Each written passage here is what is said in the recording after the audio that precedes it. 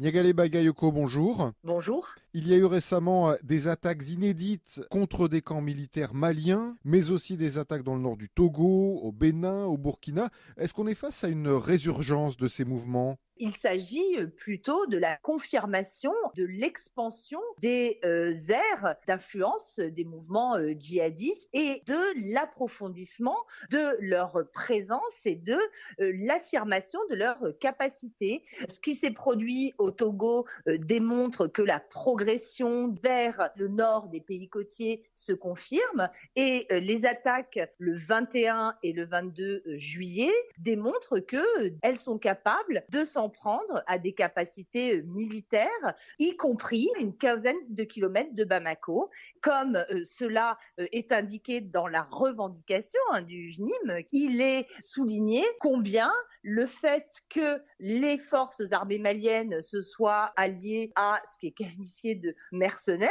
donc c'est le groupe Wagner qui est pointé, ne va pas changer la doctrine du JNIM qui refuse toute alliance avec des partenaires étrangers, quels qu'ils soient. Et est-ce que cette contagion n'est pas finalement une nouvelle démonstration de l'impasse d'une stratégie militaire? Plus largement, une impasse de l'ensemble des moyens. Il ne faut pas oublier que la plupart des partenaires ont aussi mobilisé des moyens en termes de programmes de développement, d'appui à la gouvernance. Ceux-ci n'ont pas eu davantage de succès. La difficulté est que d'un côté, il est complètement irréaliste d'envisager lutter sans moyens militaires, mais la question est celle de la vision politique.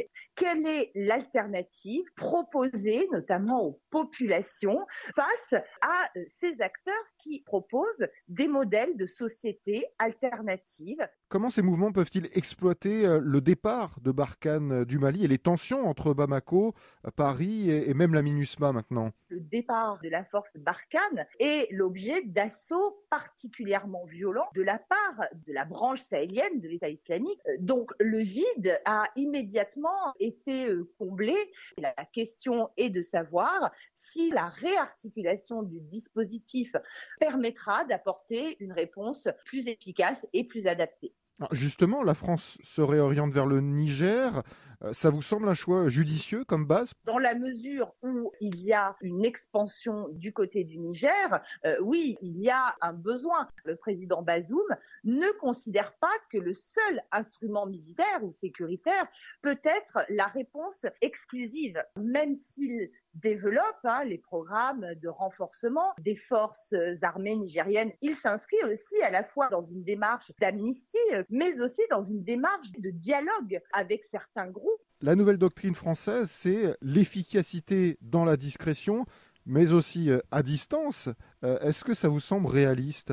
L'enjeu pour la France n'est pas simplement de démontrer qu'elle est en mesure d'avoir une efficacité, il est aussi d'intervenir sans se heurter à l'hostilité des opinions publiques.